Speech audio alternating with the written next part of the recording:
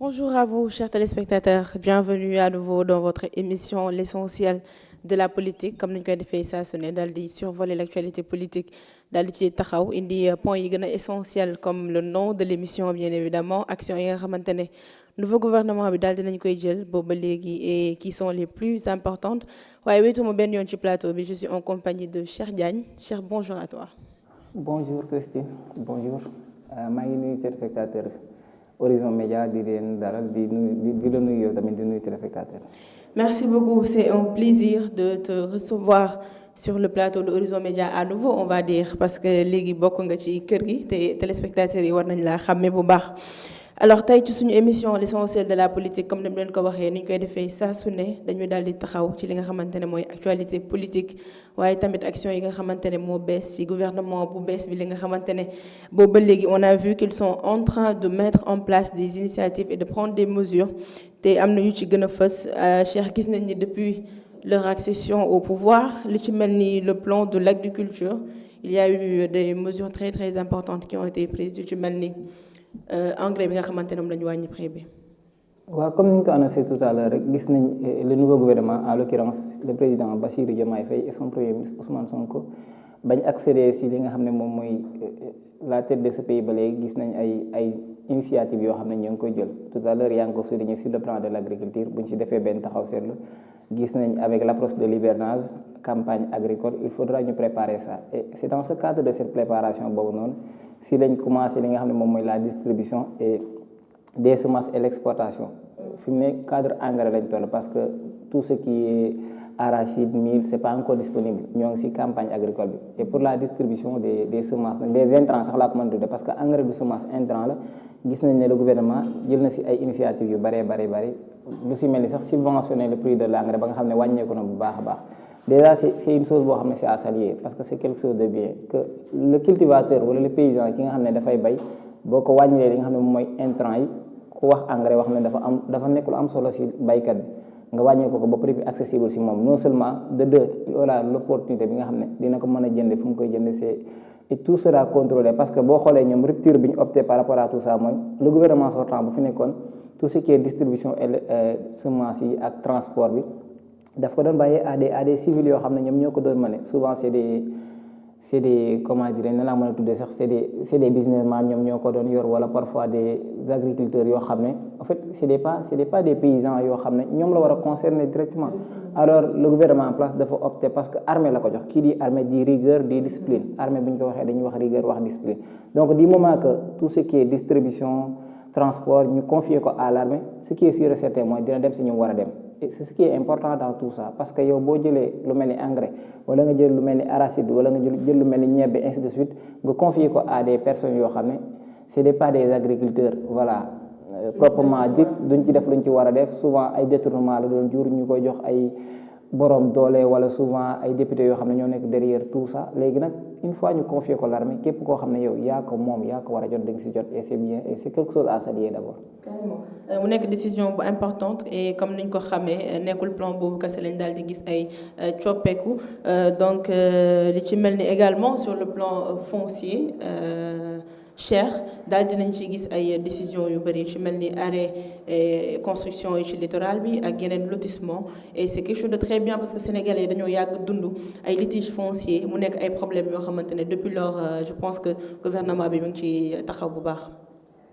waaw d'abord sur le plan foncier ça a été toujours comme ça parce que Sénégal dafa nekk benn pays boo xam ne je peux dire que c'est spécial bu ma nee c'est spécial mooy souvent bu fekkee yow t'as l'habitude de fréquenter les tribunaux chaque fois problème foncier dafay am tout le temps problème foncier dafay am au niveau de Dakar et dans tous les villes souvent boo waxee foncier rek dañuy yaakaar ne c'est uniquement à Dakar mais c'est pas uniquement à Dakar c'est à Dakar à Thiès à Bambey à Kaffrine et c'est partout au Sénégal souvent les paysans sax ñoom parfois dañuy am ay problèmes de terre yu ñu bàyyee parce que lépp état daf ko jël jox ko ay puissants yoo xam ne ñoo nekk derrière tout ça ay privés pour ses propres intérêts alors que bu ñuy wax domaine national quand on parle de foncier on fait référence au domaine national c'est quelque chose boo xam ne suufu Sénégal yi la état moom moo ko jëloon teg ci loxoom parce que on se rappelle que ne bu ñuy def benn historique ci ce qui est en rapport avec domaine national le Sénégal avant les indépendances ay blancs ñoom ñoo ko doon diriger c'est après que blancs yooyu quitté le pouvoir lañ confié le pouvoir à un certain Léopold Sédar Senghor le président Léopold Sédar Senghor moom bu mu ñëwee dafa continuer ci même schéma bi nga xam ne moom la blanc yi doon doxale parce que Sénégal à l'époque boo xoolee Dakar dañu doon def suuf bu ne benn communauté moo ko moomoon. Dakar ça appartenait à la communauté lébu bu fekkee da nga dem Thiès ça appartenait à une autre communauté ainsi de suite noonu la woon séparation yi état nag bu mu ñëwee moom moo ko jël tuddee ko domaine national mooy suuf yi nga xam ne peut-être des Sénégalais lambda ñoom ñoo ko moom mu jël ko récupérer ko alors que ça ne devait pas se passer comme ça c'est même méthode bi moo continuer avec le président Abdou Diouf de Abdoulaye Wade à Macky Sall ainsi de suite donc le gouvernement en place bu mu ñëwee moom fekk na fi ay c'est des dérives laa ko mën a tudd ay problèmes yoo xam ne c'est pas facile à régler parce que il s'est pas levé un bon jour ñu ne dañuy arrêter tout ce qui est construction au niveau du littoral la corniche jusqu'à Guédiawaye ainsi de suite au niveau des filao donc tout ce qui est construction le gouvernement en place daf ko arrêté pour un délai de 2 mois yooyu nag dañuy xool lépp loo xam ne est-ce que c'est réglementé suuf bi ñu la jox yow est-ce que lu normal est-ce que yaa ko war a moom est-ce que suivre nga procédure yëpp bu fekkee c'est quelque chose qui est réglementé ñu bàyyi la sa suuf parce que am nga droit moom mais bu fekkee moomu ko on doit rétribuer ça à tiers yi nga xam ne ñoom ñoo ko moom que ça soit mu nekk l'État que ça soit mu nekk yeneen donc c'est des initiatives yoo xam ne Sénégal yi encore dañ koy saluer parce que gis nañ li xew récemment Mbour 4 une partie de la population même pas 10 à 15 personnes di accaparer ay centaines d'hectares c'est énorme suuf yooyu yëpp lan la ko nit di doy alors que les Sénégalais souffrent à Dakar gis nga Dakar ni fi nit ñi nekkee déjà amuñu fuñ dëkk tu vois des Sénégalais yoo xam ne c'est des SDF dans leur propre pays ay Sénégalais rek ngay gis dans les rues Dakar guddi ay xale yu ndaw ñuy fanaan ci mbedd bi c'est des SDF sans domicile fixe alors que est-ce que suuf boobu yëpp ay privé accaparé bu fekkoon jox nañ ko ñu ko war a jox nit ñi dinañ fanaan ci mbedd bi là aussi c'est des choses yoo xam ne le gouvernement en place daf ci war a xool bu baax a baax donc le fait que mu demander arrêt de construction c'est bien mais c'est pas uniquement suffisant il faudra un suivi bu ma nee suivi mooy bu ñu yam rek Dakar il faut qu'il sorte dans les régions même dans les profondeurs du Sénégal que ça soit dans les communes dans les villages dans les hameaux nañ dem foofu lépp loo xam ne dafa nekk suuf de manière irrégulière wala ki ko yor récupérer moom ko nañ ko delloo seet borom. C'est important alors par rapport ak même li nga xamante ne mooy arrêt de construction ci littoral bi il faut rappeler aussi que tey am na ay conséquences chères parce qu'il y a des gens qui travaillaient yi nga xamante ne ñoom la ñu employé woon ñu travailler noonu mais est-ce que aussi tant bien comme je vais même pas dire tant bien que mal c'est quand même une bonne chose parce que comme ni ma la ko waxee litige foncier yi bëri nañ fi mais qu'en est-il de ces personnes-là qui ont perdu leur emploi? C'est ce qui est loolu moo si malheureux dans tout ça on dit que c'est un mal nécessaire mais c'est la triste réalité c'est un mal nécessaire parce que même au-delà de ñi nga xam ne dañ si doon liggéey parce que Sénégal souvent fii on sait tous que ni le secteur comment dire sax bi nga xam ne du secteur privé le secteur privé en quelque sorte wala le secteur informel ñoom ñoo fi ëpp ñu si baree bari dañuy xëy dem liggéey pour bu ñu wàccee am na dundal seen njaboot ñooñu dañu si bokk mooy ñi nga xam ne ñoo nekkoon si construction parce que c'est des maçons des ouvriers voilà ñooñu ñoo si nekkoon ñooñu tey boo xëyee tey ngay leen travaux yi ngeen nekkoon dañ koy arrêté regarde derrière ñoom ñaata famille ñoo nekk derrière. mais ñooñu est-ce que tey waroon ñu leen wutal solution wala c'est pas possible. bien sûr état war na leen wutal solution mais solution yi ça ne sera pas facile ni nga ko yaakaare peut-être bu dee ay solution dans le long terme lay doon mais mënul nekk solution yoo xam ne c'est dans le court terme. parce que l'état il n'a pas déjà on parle de problème d'emploi des jeunes on a un problème d'emploi des jeunes dans tous nos états. léegi yow boo bëggee ñooñu nga xam ne peut-être dañoo liggéey nga bëgg leen see boole ça pose problème mais dafa war a am ay procédures yoo xam ne peut-être ñooñu nekkoon ci travaux yi en quelque sorte bu fekkee même le secteur privé moo leen di jël en charge mu jël leen en charge le temps que ñu régler les 2 mois voire les 3 mois et ainsi de suite mais c'est tout à fait problématique surtout avec l'approche des fêtes de la Tabaski benn père de famille boo xam ne daf doon liggéey nga xëy un bon jour ne ko da ngay arrêter li ngay liggéey parce que ñoom ils n'ont commis aucun bêtise seen yoon nekku c'est les conséquences am na ñoo xamante ne sax commencé nañ di ñaxtu que le nouveau gouvernement avait dit que tey bu yéegee dina créer emploi mais là il a créé même des chômeurs disons. Ceux qui sont en train de payer les pots cachés alors que ñoom dañ ci dal c'est les victimes par rapport à tout ça mais c'est toujours comme ça c'est la réalité comme ça la vie est comme ça. Le malheur des uns fait le bonheur des autres c'est toujours comme ça mais quel que soit Alpha c'est l'État en place qui a l'obligation de trouver à ces pères de famille là ou bien de trouver à ces Sénégalais là une opportunité ou de trouver mu xool nan lañ mën a dem ba ñi nga xam ne nekkoon nañ di liggéey dinañ mën a dellu seen liggéey en attendant. Carrément am na solo bu baax alors mis à part li nga xamante ne mooy tey le domaine de l'agriculture le domaine foncier gis nañ aussi li nga xamante ne mooy le domaine de l'administration Cheikh mu nekk ay réformes yu am solo on connaissait tous l'administration au Sénégal tey pour avoir un papier di nga def ay aller-retour et mis à part ça aussi tey système de pointage bi rien que ça c'est quelque chose de bien parce que gisoon nañ ni da ngay gis des gens même qui ne viennent pas travailler te ñu ngi recevoir seen salaire naka nga jàngatee loolu. L'administration sénégalaise moom moo nekkoon en fait lu gën a ëpp problème ci Sénégal bu ma ne moom moo nekkoon parce que boo xoolee si notre économie tarde toujours à se développer c'est parce que le Sénégalais n'aime pas travailler en commençant par moi je le dis haut et fort le Sénégalais n'aime pas travailler bu ma ne on n'aime pas travailler c'est la triste réalité da ngay war a xëy dem bureau à 7 heures voire 8 heures tu viens pas au bureau souvent c'est dans l'administration en quelque sorte mais fu mu gënoon a fréquent mooy dans les hôpitaux wala dans les ministères parfois yow da nga doon xëy dem benn ministère wala souvent dans les mairies war a récupérer benn papier le gars qui doit signer le papier il devait être là à 8 heures voire 9 heures il peut rester là-bas jusqu'à 11 heures nga koy xaar du ñëw bu ñëwee au lieu de faire focus dans son travail bu ñëwee mu ngi ci téléphone am wala mu nekk ci yoo xam ne amul benn sens alors qu'il est payé à l'argent du contribuable sénégalais yow sa dërëm bi ngay dugal ci boutique bi man sama 5 francs bu may dem jënd ko fee ndox loolu la ñuy dajale pour fay ko donc il est payé à l'argent du contribuable sénégalais mais malheureusement il ne travaille pas et lan moo ko doon impliqué ba du travail parce que il y a pas une sanction derrière gis nga le Sénégalais tout comme l'Africain ni un contrôle tout comme l'Africain le Sénégalais en particulier dafa ragal ay sanctions yow que ça soit ñu nekk dans le secteur public dans l'administration wala benn secteur bu nekk parce que xam nañ ne amul benn contrôle amul benn sanction mais bu leen waroon ne dina am sanction dina am contrôle liñ nekk dinañ fi jóge et c'est bien nag de mettre en place pointage parce que ku ñëwul boo pointé wul dinañ ko xam heure bi ngay ñëw dinañ xam heure bi ngay wàcc dinañ xam donc il faudra continuer ça parce que souvent ñun nos gouvernants à chaque fois ñu am benn alternance ces premières initiatives wala ces premières décisions yëpp day nekk ay décisions yoo xam ne c'est à saluer yu baax lay noonu mais ñun problème lañ am problème suivi lañ am problème long terme lañ am il faudra que le gouvernement en place mu essayer ba nga xam ne li mu nekk nii du nekk ay mesures yoo xam ne rek daf ko jël juste pour plaire aux Sénégalais wala daf ko jël parce que gouvernement bees daf bëgg rupture il faudra rupture bi mu aller dans le long terme que même beneen gouvernement bu ñëw à l'avenir wala keneen ku ñëw à l'avenir on va plus parler de retard dans le fonctionnement de l'administration sénégalaise on va plus parler de ainsi de suite parce que dans les hôpitaux c'est foofu la gën a rawee foofu la gën a pire da ngay dem yow nekk benn malade ñu war la interner au niveau des urgences le médecin wala le docteur n'est pas là ay stagiaires ñoo fay nekk wala c'est compliqué dans ce pays donc lan moo ñu manqué rigueur moo fi manqué discipline sanction il faudra que le gouvernement en place mu impliquer les travailleurs à ce que être rigoureux discipline ñoom ñëpp ñu respecté ko sinon il y aura des sanctions. effectivement am na solo bu baax et gis nañ ni même le ministre de la fonction publique ki nga xam ne mooy Olivier Boucal gis nañ ni moom sax comme on dit charité bien ordonnée commence par soi mais moom moo ko daal di woon njëkkee et je pense que tey contrôle bi nga xamante ne moo ci manqué woon ak suivi bi les nouveau gouvernement dina ko daal di doxal ndax rupture lañu woote et le président parle de jubal jubanti donc on peut vraiment s'attendre à cela alors mis à part ça aussi gis nañ audit yi nga xamante ne def nañ ko ci administration yi cher mu nekk loo xam ne am na solo bu baax parce que les gens quand même chacun c'était du yaama neex ku nekk di nga def la neex ay poste yoo xamante ne poste sama xarit la wala sama mag wala sama dëkkandoo alors que les gens n'ont même pas peut-être dans la plupart du temps les compétences nécessaires et pourtant ils occupent des postes yoo xamante ne am na jeune bu diplômé kii à côté bu ko waroon a am te amu ko alors audit boobu noonu nga foog ne tey am na solo bu baax a baax te war nañ ko mën a gën a renforcer surtout.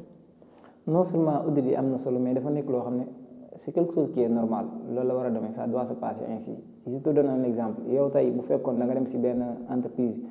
ñu la doon demander à ce que nga defar leen benn projet de développement wala ñu lay demander à ce que nga defar leen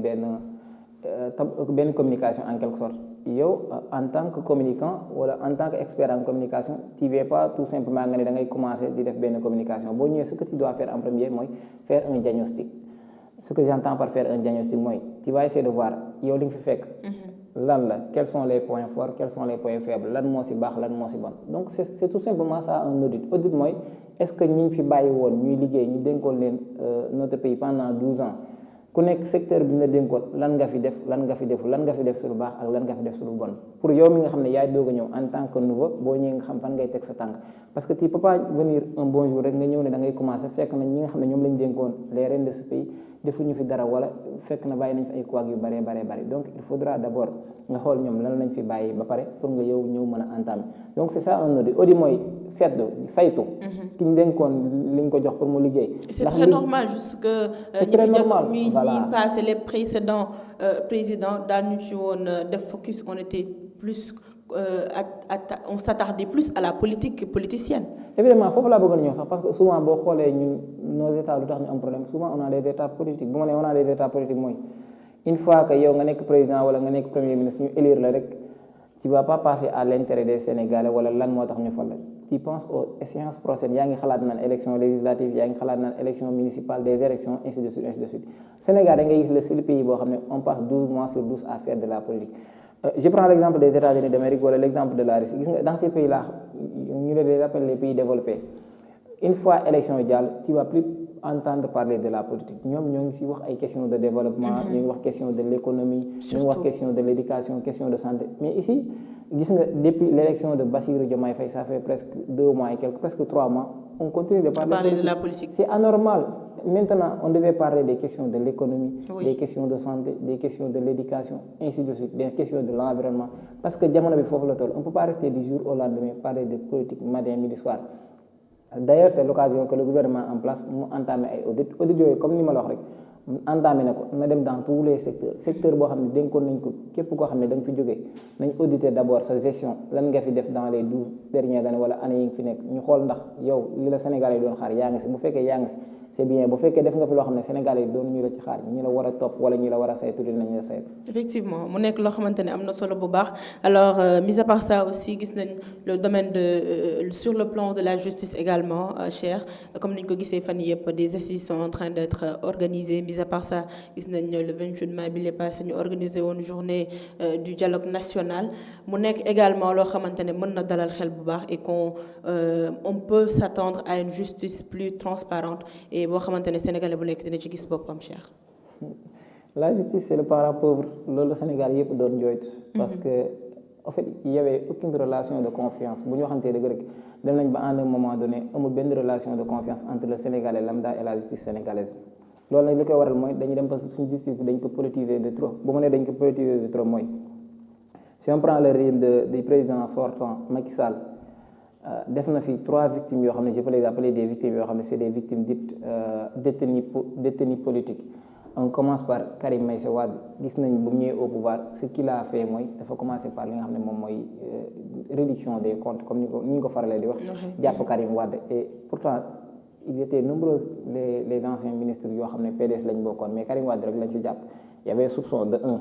de 2 mu jógee ci Karim Wade ñu ne y avait comment dire Khalifa Ababacar Sall et la plus récente c'est celle de Ousmane Sonko. Donc mu mel ni.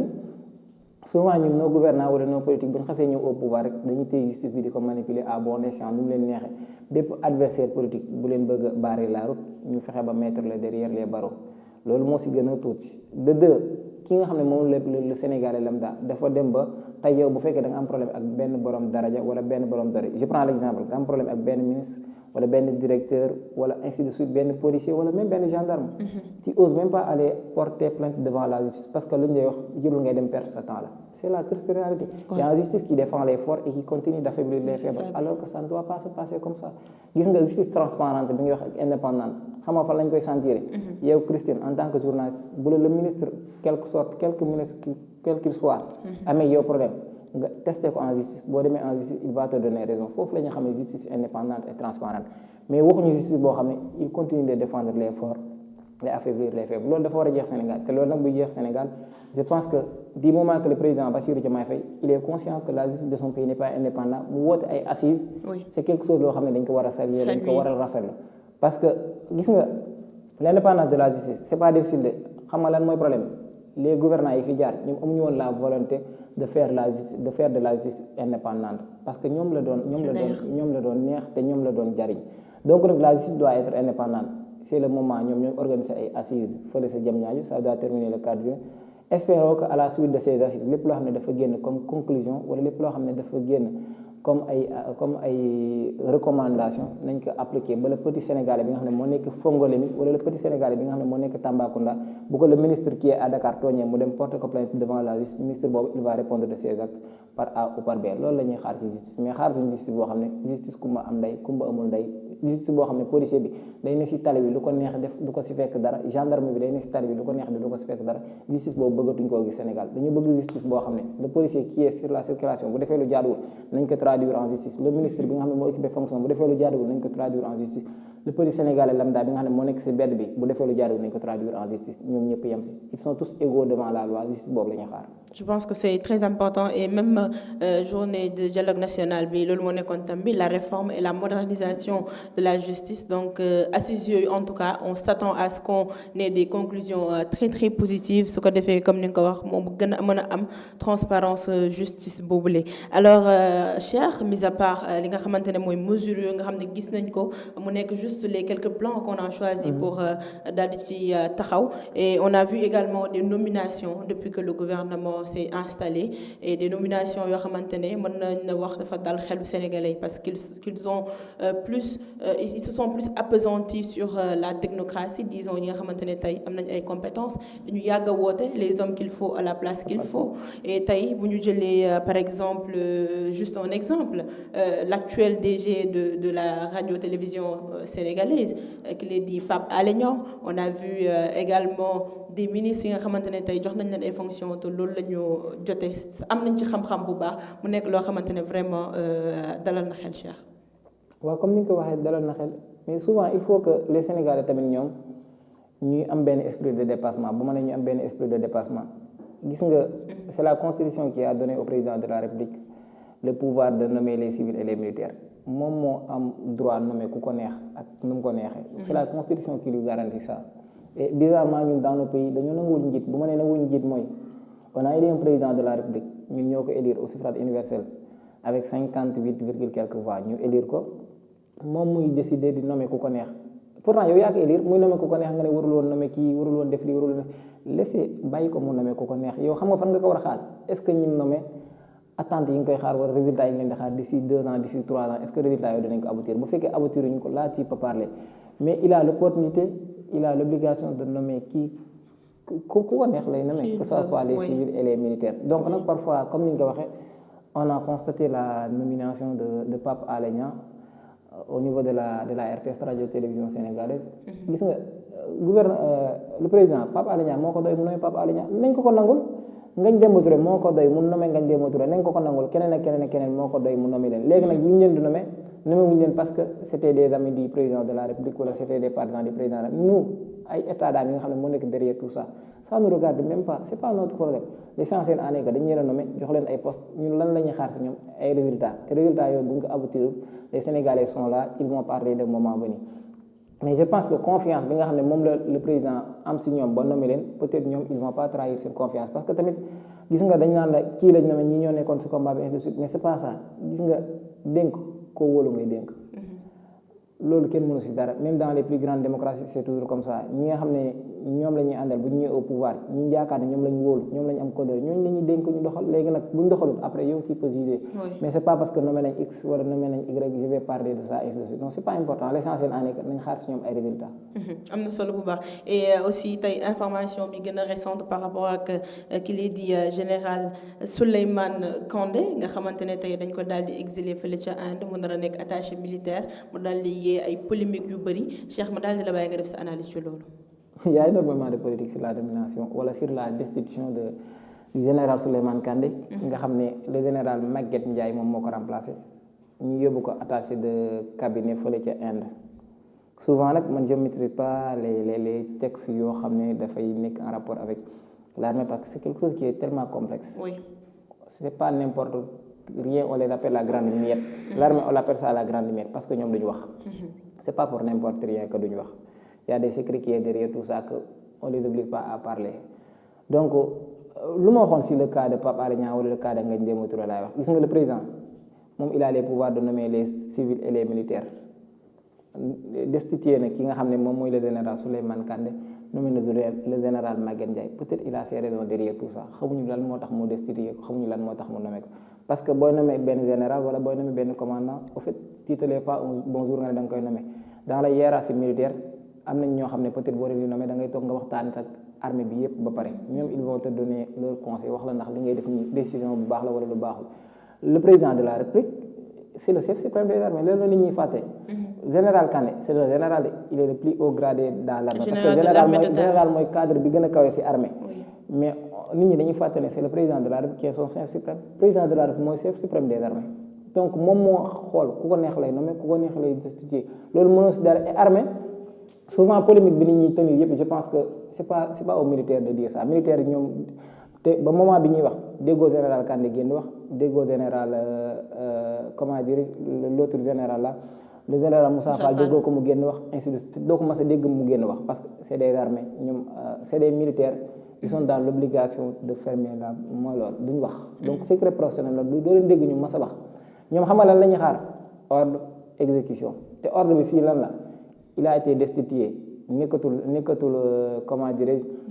le général militaire de l'armée de terre nekkatu ko on l'a remplacé yóbbu nañ ko fi nga xam ne moom mooy Inde exécution mooy dafa war a dem Inde parce que militaire loolu la ordre exécution amul leneen on les demande pas de partir ñoom ñoo la gën a xam nañ bu baax la ci def léegi nag la polémique mooy lan moo indi polémique bi selon certains Sénégalais en fait le grade de général même bu fekkee da nga koy rétrogradé wala même bu fekkee da nga koy wàcce le minimum poste bi mu war a occuper mooy war na occuper ambassadeur la war a occuper c'est le minimum loolu mooy poste bi mu war a occuper d'après les textes léegi nag le fait que ñu nommé ko attaché de cabinet loolu moo indi le problème c'est pas parce que dañ ko wàcce en tant que général bu mu nekkoon fële armée de terre mu nekkoon directeur général armée de terre c'est pas ça le problème mooy pourquoi ñu jëlee ko en tant que mu nekkoon général armée de terre doon jiite tout ce qui est armée de terre yóbbu ko attaché c'est là où se situe peut-être nag le président bi nga xam ne moom mooy jël mesure bi moom xam na lan moo tax mu jël ko et le moment venu peut-être il va s'expliquer par rapport à ça wala son gouvernement en quelque sorte ils vont s'expliquer par rapport à cela mais lu ma waxoon rek laay waxaat gis nga il faudra qu'on accorde un peu de confiance wala il faudra qu'on accorde la confiance au président de la République moom moo am opportunité boobu moom la ko constitution garantie possibilité surtout voilà. Et d'autres même parlent aujourd'hui de sanctions injustifiées et le général même lui en question il dit qu'il va se pourvoir auprès de la Cour suprême pour faire casser cette décision mais tey lan lañu war a mën a xaar ci Cour suprême d'après toi en fait c'est quelque chose qui est dangereux bu ma nee c'est quelque chose qui est dangereux mooy je pense que c'est la première fois dans l'histoire politique du Sénégal ñu gis benn général boo xam ne dafay attaquer benn décret présidentiel au niveau de la Cour suprême sànq maa ngi lay wax ne la armée ñaar lañ am ordre d'exécution donc je sais pas ndax li information yi wax dëgg la wala dëgg parce que jusqu'à la preuve du contraire dégguñ le général Kandé mu ne day attaquer. En tout cas c'est le quotidien qui nous le renseigne. C'est le quotidien de Madiambal Diagne qui l'a annoncé et les journalistes ont repris tout ça xamuñu ndax si c'est vrai ou si c'est faux mais si c'est vrai c'est pas bien pour le Sénégal c'est tellement dangereux pour le Sénégal parce que l'armée c'est quelque chose on a une armée républicaine et armée c'est tellement sensible ba nga xam ne ñun toog bi ñu toog nii di si wax sax c'est pas sûr parce que bu ñu toogee fii mën a toog di def émission normalement c'est grâce à l'armée c'est grâce aux gendarmes c'est grâce aux policiers donc ñooñu noonu waruñu nangu di jël xeer di ko teg seen kaw waruñu nangu sax di soulever ay débats par rapport à l'armée c'est quelque chose loo xam ne c'est tellement sensible ba nga xam ne le petit Sénégalais bu xamoon dara du nekk di wax ci armée dafay essayer nu def ba protéger l'armée parce que c'est un général il n'est pas n'importe qui dit général dit voilà et il a des amis dans l'armée donc on sait pas xamuñu problème bi fu muy jeex mais lu ñuy ñaan yàlla yépp mooy na nekk problème bi na fi yam que bu ñu ko affecté fi ñu ko affecté na fa dem ni ñu ko demandé parce que tout compte fait il va continuer de servir l'État du Sénégal foofu ñu ko yóbbu dañ ko fa yóbbu par l'État du Sénégal donc il doit aller là-bas je sais pas nag il va tester décret bi au niveau de la Cour suprême mais même bu fekkee moom dafa opter pour dem au niveau de la Cour suprême ça s'annonce pas bien pour voilà ça sera un peu compliqué parce que imaginons tey moom mu dem au niveau de la Cour suprême jox ko dëgg il va essayer de casser le verdict du président de la République il va rester toujours ici à Dakar pour diriger l'armée de terre mu nar a jot ay tiraillements yoo xam ne entre l'exécutif qui est le président de la République le chef suprême des armées et l'armée en quelque sorte ça n'annonce rien de bon ça n'augure rien de bon donc espérons qu'on va pas arriver là nañ ñaan yàlla li nga xam ne moom mooy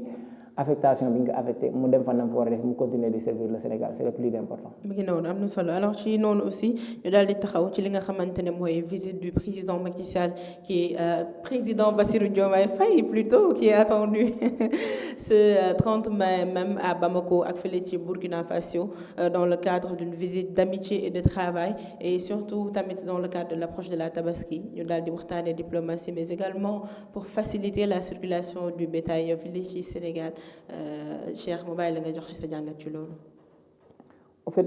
c'est toujours dans la logique des choses bu ma nee c'est toujours dans la logique des choses le président Bassirou Diomaye Faye mu nekk au pouvoir ba léegi boo xoolee tous ses premiers sorties c'est dans la sous-région. dem na fi Guinée dem na fi Gambie ainsi de suite. Récemment war na dem tey la war a dem Burkina Faso c'est le 30 juin un mois après la war a dem Mali. Donc dafa nekk dans la logique des choses parce que moom dafa opté pour la rupture il faudra nit ñi nangul ko ne dafa opté pour la rupture souvent nos présidents sortants bu ñu ñëwee doon nañ vérifier doon nañ dem visite benn pays ñaari pays dans l'Afrique mais après seen sortie ci des dañ doon dem à l'extérieur France souvent dans les pays occidentaux moom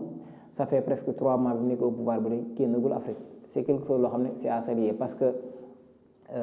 c'est d'abord nos voisins pays yi mu fi dem yëpp boo xoolee c'est des pays de la CEDEAO wala c'est des pays yoo xam ne peut-être même bu fekkee dañu génn CEDEAO tamit ils sont toujours proches de la CEDEAO on prend l'exemple du Mali l'exemple du Burkina Faso du Niger ñu ma xam ne dañu nekk alliance du Sahel apparemment même si bu fekkee alliance boobu ba léegi c'est pas encore loo xam ne lu acté la mën nañ ko wax mais bon Burkina Faso ak Sénégal dañu yàgg am ay relations des relations diplomatiques des relations de fraternité ainsi de suite parce que souvent le Sénégalais boo ko waxee Burkina rek xelam lu muy dem mooy la culture Burkina ñoom culture dañ ko fonk et la preuve mooy FESPACO festival africain bi nga xam ne souvent à chaque fois dañ koy initier souvent dañ ko organiser à Dakar l'année passée c'était au Burkina Faso dañuy gis ay artistes sénégalais yu bare yoo xam ne dañ fay dem wala acteurs culturels sénégalais yoo xam ne dañ fay dem di participer donc relation boobu sur le plan culturel je pense que le président bu fa demee dinañ gën a defar seen rapport yi nga xam ne moo dem sur le plan culturel entre le Sénégal et le Burkina Faso boo xoolee tamit sur le plan de la communication Sénégal ak Burkina am na lañ bokk y a ce qu'on appelle le TNT la télévision numérique terrestre ñoom ñaar boo xoolee lu si bare point yu bare ñoom ñaar ñoo koy séddoo entre le Sénégal et le Burkina Faso donc c'est une visite boo xam ne visite relation diplomatique la d'abord pour lier fraternité bi nga xam ne moom la Sénégal am entre la Burkina et sur le côté de l'enseignement supérieur tamit am nañ ay accords yu bare yoo xam ne les deux pays dañ ci doon signé wala dañ ci doon juboo donc c'est l'occasion de revoir tout ça par rapport ak Mali nag le cas de Mali est un peu différent bu ma nee le cas de Mali est un peu différent boo xoolee mooy le Sénégal il est le premier partenaire économique Mali mooy premier partenaire économique Sénégal au niveau de la sous-région dans l'Afrique en quelque sorte Mali moom mooy premier partenaire économique parce que Mali est le premier client du Sénégal boo xoolee que ça soit au niveau des importations que ça soit au niveau des exportations Sénégal lu muy exporter biir Mali du ko may kenn parce que 50% des exportations maliennes provient du Sénégal en 2022 si on prend le rapport en 2022 50% de l'exportation du Sénégal Mali la jëm et cela est estimé à 708,8 milliards de francs CFA donc c'est une manne financière 708 milliards c'est pas n'importe rien en plus de Mali boo xoolee ki si tegee moom mooy la Côte d'Ivoire moom moo si tegee avec 114 milliards suivi de la Guinée 113 ainsi de suite donc gis nga la logique mooy pays yi muy dem yëpp c'est des pays yoo xam ne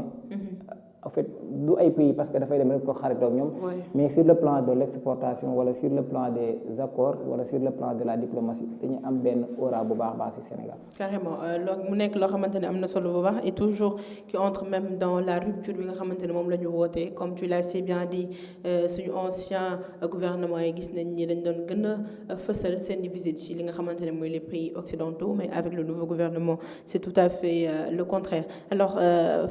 Cheikh ñu daal di taxaw également ci li nga xamante ne gis nañ ko tout récemment fële visite bi ñu def fële ca les mines de Kédougou avec le ministre de l'énergie et des mines Birame Souleye Diop et le DG de SOMISEN qui l'a dit Ngagne Demba Touré mu nekk nag loo xamante ne je vais pas dire une révélation ou un exploit boo xamante ne sénégalais daal dinañ cee jot certains disent que c'est une bonne chose parce que nekk na loo xamante ne il montre carrément aux Sénégalais que ressources suñu doon wax boobu ba léegi existé nañ réellement et tamit na dalal xel. waaw mu nekk luy dalal xel parce que en fait lan lay symboliser mooy la transparence bu ma nee lan lay symboliser mooy la transparence souvent récemment passé doon naa seetaan benn interview je pense que c'est à Kewolo xawma Seneweb je pense y a un gars qui disait que le gouvernement sortant buñ doon organiser woon nañ benn rencontre à Kédougou pour dem visiter li nga xam ne moom mooy les mines mais bu ñu demee waxuma leen mines yi de mais y avait je pense des membres de la société civile yoo xam ne dañu organisé woon benn rencontre pour dem visiter les mines de Kédougou mais bu ñu demee waxuma la accès ci plateforme bi mines yi nekk de mais zone boobu sax dañu leen interdire pour ñu accéder waaw dañu leen interdire carrément que ni la zone bi du ngeen fa accéder et malheureusement dans tout ça y avait que des blancs loolu nag li muy symboliser mooy le nouveau gouvernement comme par exemple ni nga ko waxee le ministre des mines et du pétrole ainsi de suite Birame Souleye Diop bu fa demee ànd ak le directeur de SOMISEN Ngagne Demba Touré et le ministre des forces armées Birame Diop ainsi de suite le général waa des forces armées Birame Diop ñoom ñu dem au fait def benn visite boo xam ne c'est des visites boo xam ne dañ doon Sénégalais exactement lan moo nekk à Kédougou parce que Sénégal tey boo ko waxee or rek daf lay wax Kédougou la lay wax Saraya pourtant y a pas uniquement Kédougou Saraya y a Kédougou y a Saraya y a Khossanto y a N mines yoo xam ne dañu nekk foofu et yi nga xam ne les Sénégalais ignorés d'ailleurs. Ignoré jusqu'à présent ñu si bari dañuy continuer di ko ignorer donc c'est l'occasion même le gouvernement en place mu continuer di leen woon exactement lan moo fa nekk et li si gën a récent mooy mines yooyu yi nga xam ne commencé guñ seen exploitation mu ëpp ñu commencé exploitation bi donc le Sénégal am na benn mine boo xam ne sur le plan de l'or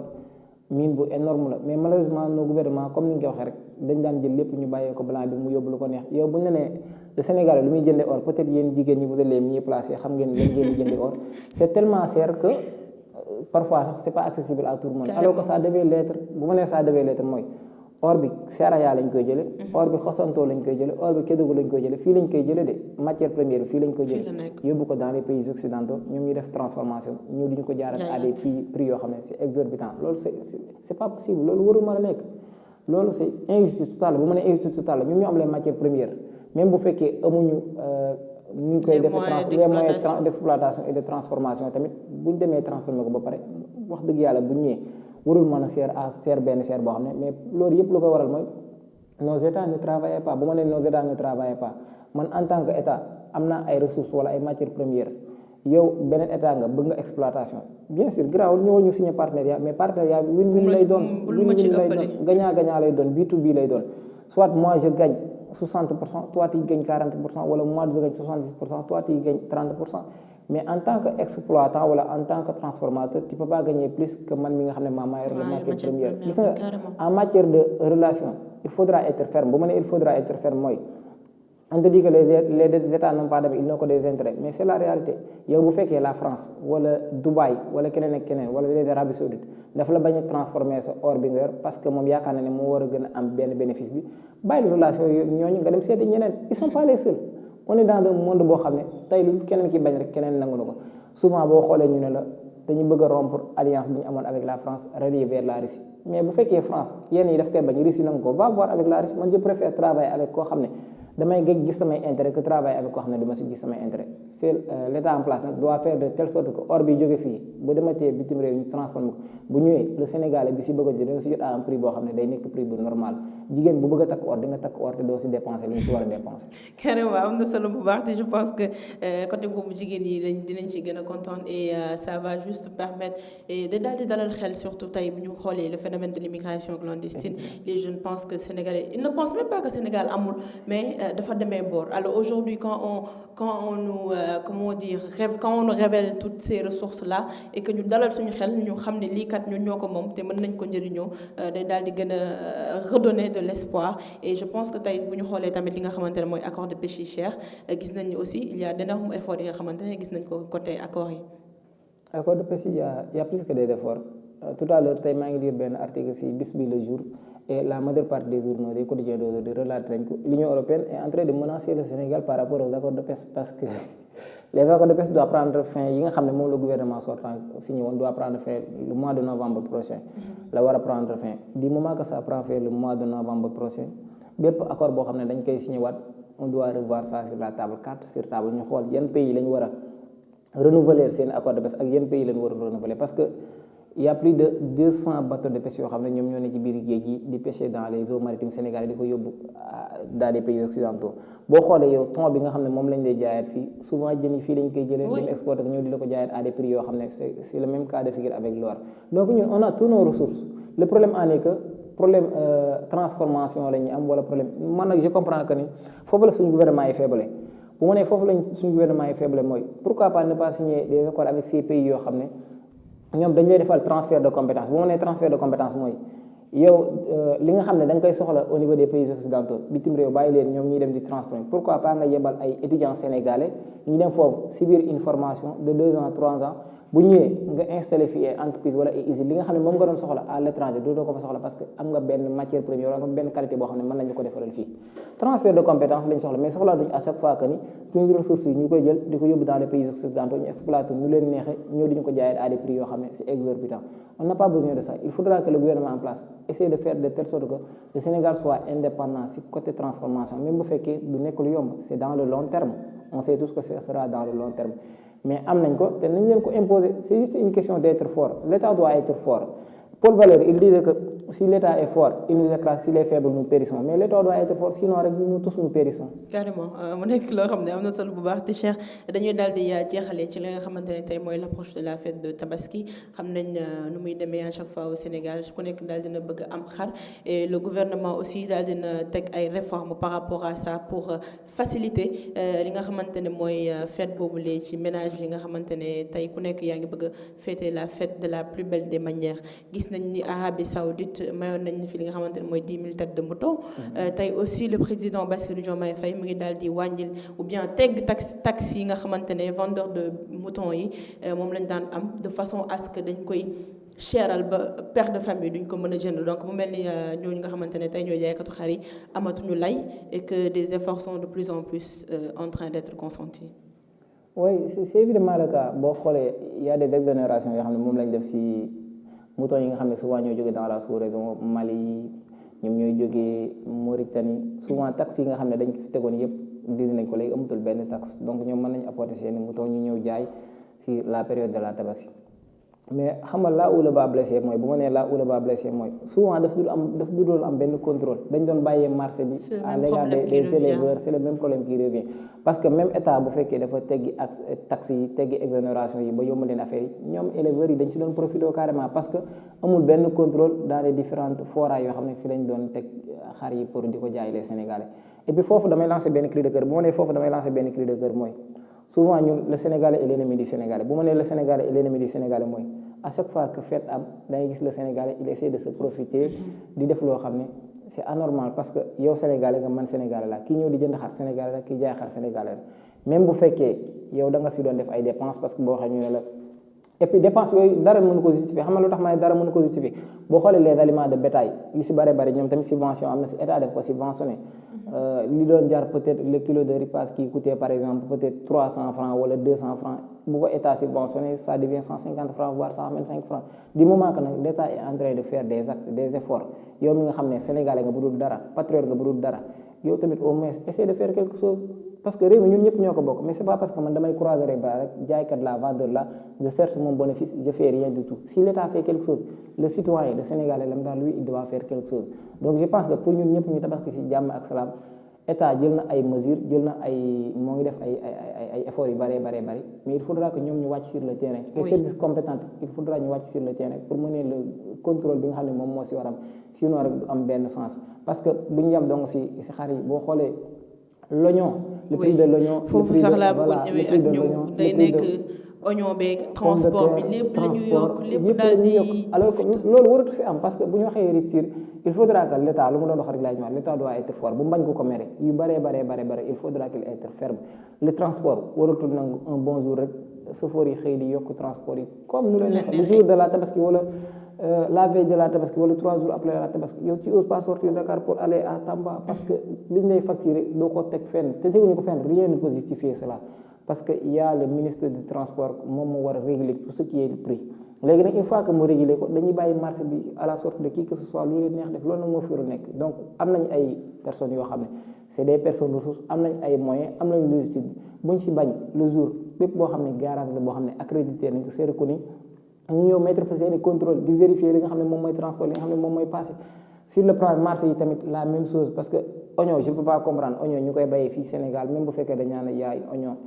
boo xam ne c'est importé c'est plus de qualité que l'oignon sénégalaise voilà pomme de terre ainsi de suite loolu yëpp dafa laaj benn régulation boo xam ne état def si war a dox et je pense que une fois que ñu wàcc sur le terrain lu si bare dina changer. Je pense que par rapport ak même li nga xamante ne mooy augmentation des prix de l'oignon de la pomme de terre ki nga xamante ne mooy DG de l'agence de régulation des marchés publics daal di woon na ci prononcé wu et contrôle boobu daal nga doon di wax aussi c'est important parce que à chaque fois c'est le même problème qui revient dañu daal di teg ay mesures les gens ne le respectent pas. Pourquoi? Parce qu'il n'y a pas une sanction derrière wala un contrôle derrière donc mu nekk loo xamante ne war nañ ko gën a renforcer su ko defee les Sénégalais ou bien toutes les personnes yi nga xamante ne tey fii la ñuy yeewoo règle bu ñu teg wala loi bu ñu teg ñu daal di koy mën a appliquer parce que derrière ils vont penser que kat su ma ko deful léegi lii mën na ma cee fekk. Alors mis à part ça aussi Cheikh gis nañ insécurité buy régner à chaque approche de fête rawatina tabaski